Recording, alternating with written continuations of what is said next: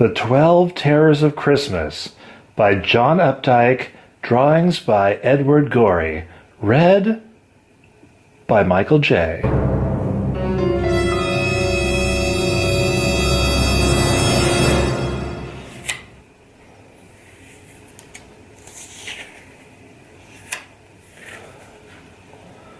One, Santa the Man.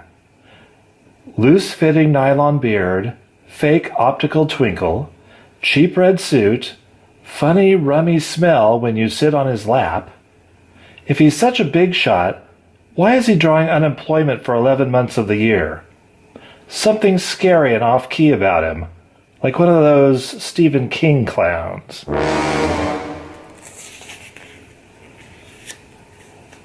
Santa, the concept. Why would anybody halfway normal want to live at the North Pole on a bunch of shifting ice floes? Or stay up all night flying around the sky distributing presents to children of doubtful deservingness? There is a point where altruism becomes sick. Or else a sinister cover-up for an international scam. A man of no plausible address, with no apparent source for his considerable wealth, comes down the chimney after midnight while decent, law-abiding citizens are snug in their beds. Is this not, at the least, cause for alarm?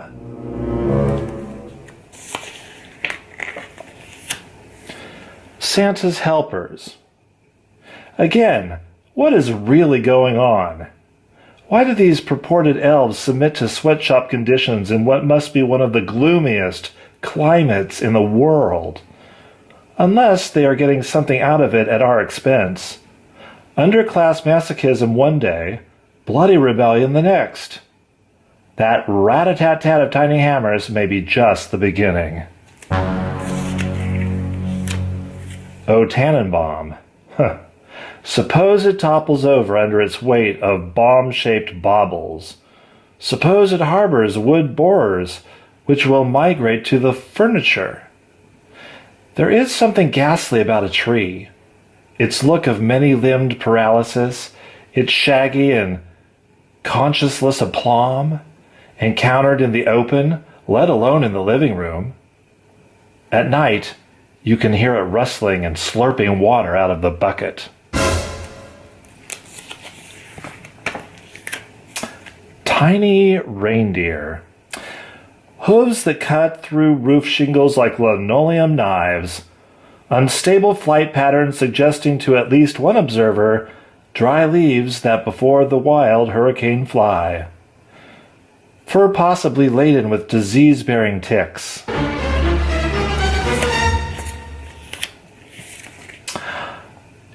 Electrocution. It's not just the frayed strings of lights anymore, or the corroded transformer of the plucky little Lionel. It's all those battery packs, those electronic games, those built-in dictionaries, those robots that sizzle with artificial intelligence. Even the tinsel tingles this year. And isn't it somehow terrible? The way shed tinsel shivers in the gloomy ice-clogged gutters.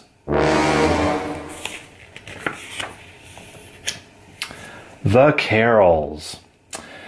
They boom and chime from the vaulted ceilings of supermarkets and discount malls. And yet, the spirits keep sinking. Have our hearts grown so terribly heavy since childhood? What has happened to us? Why don't they ever play our favorites? What were our favorites? Tum-dee-da-dum, angels on high, something something sky. The specials. Was Charlie Brown's voice always so plaintive and grating? Did Bing Crosby always have that little potbelly and walk with his toes out? Wasn't that Danny Kaye, Fred Astaire, Jimmy Stewart, Grinch a card? Is Vera Ellen still alive? Isn't there something else on, like wrestling or Easter Parade?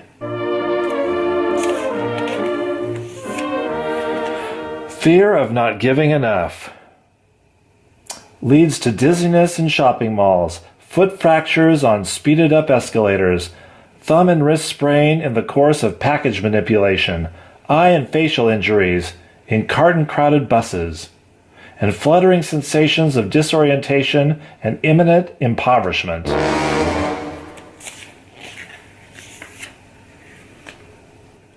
Fear of not receiving enough leads to anxious scanning of UPS deliveries and to identity crisis on Christmas morning, as the piles of rumpled wrapping paper and empty boxes mount higher around every chair but your own.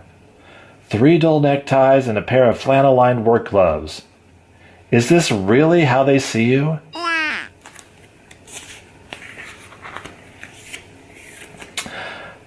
Fear of returns, the embarrassments, the unseemly haggling, the lost receipts, the allegations of damaged goods, the humiliating descent into mercantilism's boiler room.